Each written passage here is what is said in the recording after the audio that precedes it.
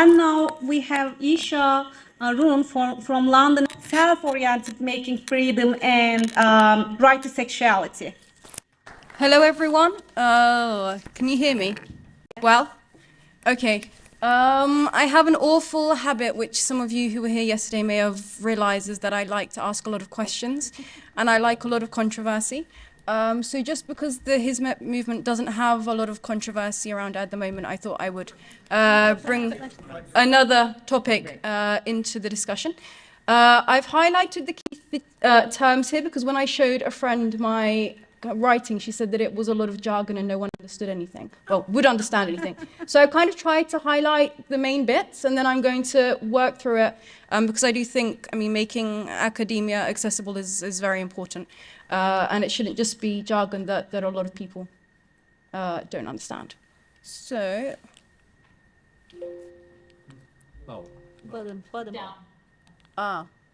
okay. So where I came to this topic that I'll be going through today, it was really the title of the call for papers, the responses to contemporary challenges. And I think issue that Muslims generally, so it's not actually something that just the Hizmet movement is challenging with at the moment, and also other faith organizations. So I'm sure my Jewish or Christian brothers and sisters here would also, say that within their own faith communities, they're struggling with this, and it's a challenge to understand and how on earth we'll interpret and deal with the topic of the right to sexuality within religious frameworks. In my presentation, I'm going to try and link some sociology theory, some psychodynamic theory, and then I'm going to try and link it to ijtihad, which is the independent or original interpretation, to problems within Islamic law that are not precisely or directly covered by the Quran, the Hadith, or by ijma, scholarly consensus.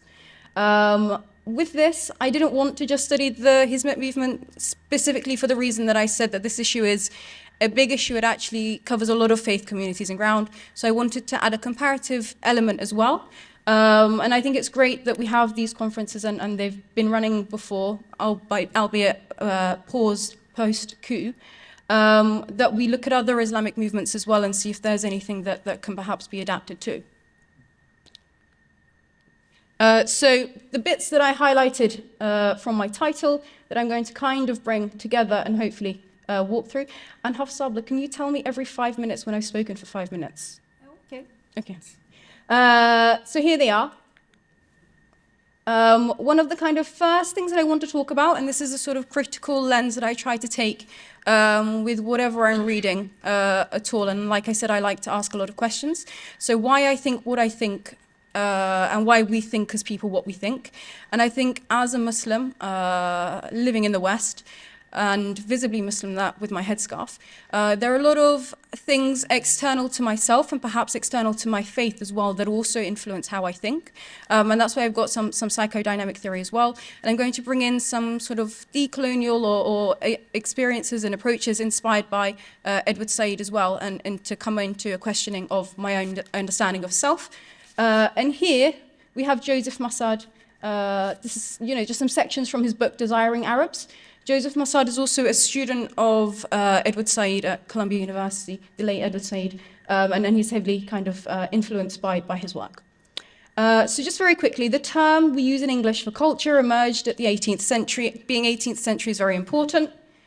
The modern meaning of civilization emerged in the 19th century, so we've got 1830s, and it would come to, in 1960, be used in contrast with barbarism and savagery. Both of these are very important, and they're used in plural forms because this is the area in which some form of colonization is beginning and an othering process is beginning, in which Muslims begin to be sort of hypersexualized and seen as being less in comparison to the Western counterparts, and there is some sort of knowledge formation going on here.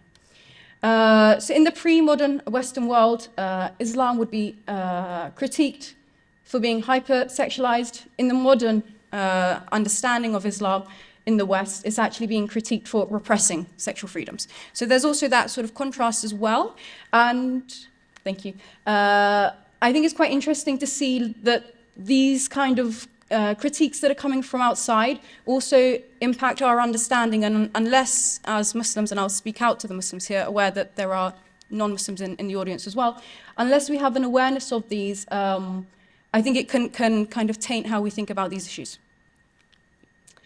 So in line with culture civilization, Islam, and I had up on the slide of my contents page a question, what is Islam? Islam is a lot of different things, and if I wish I had more time, I could, dive in, and I'm sure a lot of people have read, the accounts of people like Talal Assad, for example, and what Islam is, but I don't, so I'm just going to go on with this one explanation here. In the 18th century, exactly at the same time as the colonization process, the othering process in which Muslims are seen as being hypersexualized, Islam is also beginning to be evaluated not as a faith, as theology, but as a culture itself. So Islam becomes a culture.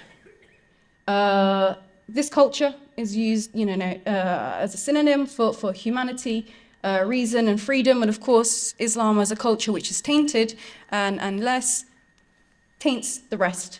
As we see, so the European spectators of the Orient had to define Islam as uncultured, so not being cultured.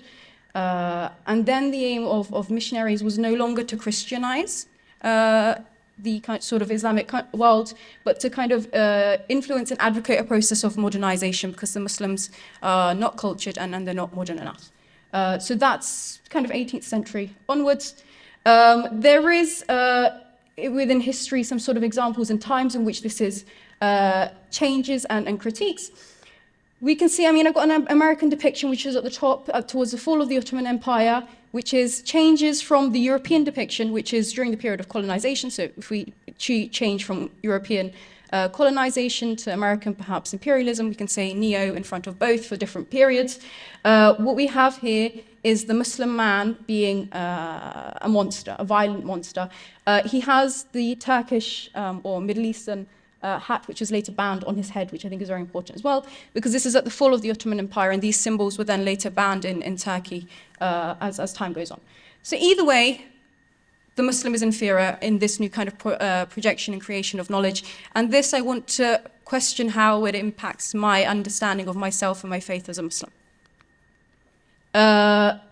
So the psychodynamic section here, identity exists in the past, the present, and also future frames. So these sort of concepts that I've kind of touched upon very briefly and questionings impact how we see ourselves and our understanding of self.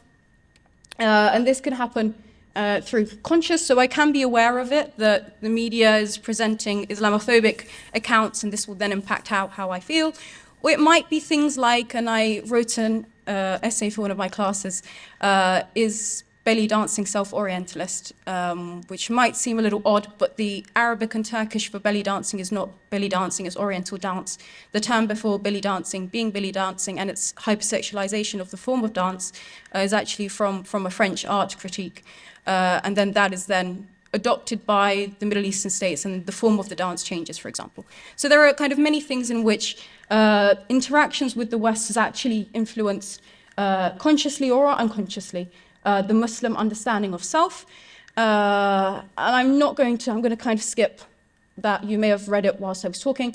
But self-Orientalism is the process in which the Orient, which in this case would be the Muslims, take on the approach or the kind of stereotypes that's put out there about the Orient, and take them as their own and kind of own them. So this is kind of where the framework or lens in which I'm using to analyze a question. Ooh. The right to sexuality is very simple. It exists in several sort of human rights and fundamental freedoms and laws, which I'll just skim over very quickly in the next slide. This includes the right to life. There are some countries in which you can be executed for being of a different or not heterosexual, for example. And then the right to privacy, freedom of thought and expression. There are some countries in which these are barred, freedom from violence, etc., etc. Within Islamic law, the realm of sexuality is regulated. So this isn't something to do with the Hizmet movement. It is also sort of by regulated, oh no, it can also be touched upon by the other faith. So it is a contemporary challenge to Muslims because and these are all the laws and treaties, but I'll skip that. It's a challenge to Muslims, not because there was never homosexuality or queerness within Muslim or even pre-Islamic lands. We can look at 3 BC poetry in pre-Islamic Arabia, and we can see these in the arts and cultures of all these places. What has happened, and I did have some notes on it, I must have deleted them, is the sort of LGBT activism at the moment kind of categorizes it into something that was never categorized like that in the Middle East. So it's a kind of Western way in which the issue is looked at. And it has become part of an identity politics, which is also adopted in a lot of politics, like the issue of abortion, for example, can divide someone on a left and right, where actually the left or right does tend to be economic policy, not the rights of abortion. So that's why it's actually quite important. The two movements that I'm comparing, the Usuli Institute, it's led by the professor there in the middle who has a dog on his lap, and youth that you can see some are headscarfed and some are not. I picked that picture on purpose because it shows that he's kind of similar in action and thought to Hoca Efendi.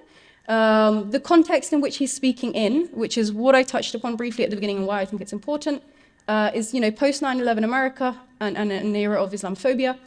What he says briefly is that when you ask him a question, he actually answers. And this is different to Hoca Efendi's approach, which has been mentioned before. He says that he doesn't have a specific answer, but he has some areas in which he thinks could be rethought. One is the idea of cohabitation, because in Islam, it is an Islamic right that you are able to have a kind of loving family, and if you can only attain that through someone of the same sex, then perhaps Islamic scholars can debate this argument. He dismisses the argument of desire, which a lot of people do kind of bring up later, because it's a very sort of shallow debate, but that debate can go to, well, you can desire children, shall we then legitimize it? So he dismisses that debate entirely, but says the issue of cohabitation can be discussed, and then marriage could possibly be legitimate. We've got Hoca Efendi here, and again, I picked this picture on purpose. We have, this idea of there being some sort of a golden generation to come, it's involved heavily in youth as well. And there are books in the back, so it's kind of what he's about. I'm going to skip that. No, I probably have only a few seconds left, really. Okay, the context in which Hoca Efendi is writing in is about some sort of,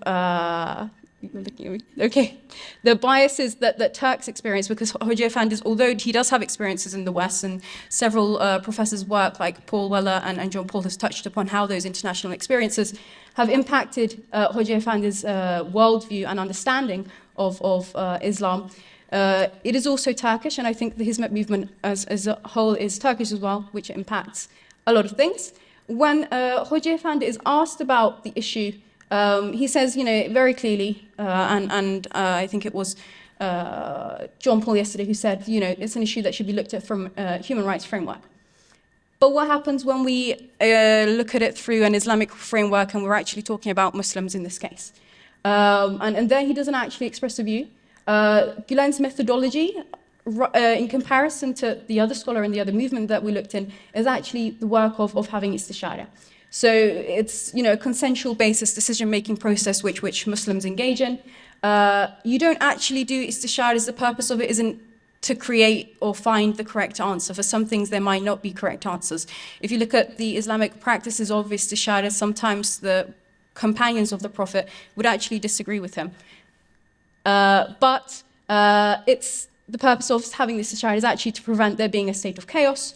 And unfortunately, the Muslim world lacks in terms of intellectualism because of the impact of colonialism, which closed down the kind of main movements and academic institutions in the Muslim world.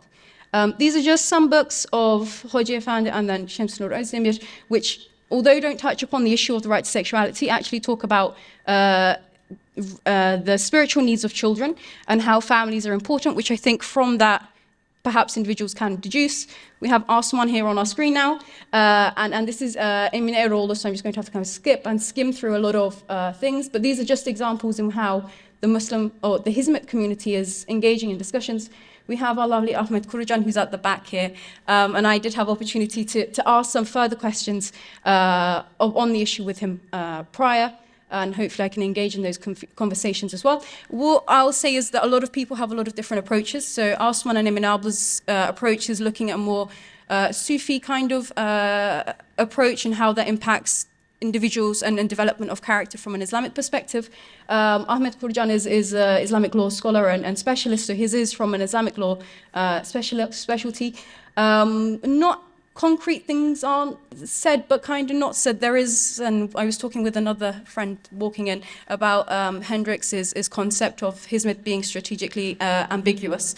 That isn't, it's like yes but no in this case, because genuinely there are question marks on the issue overall.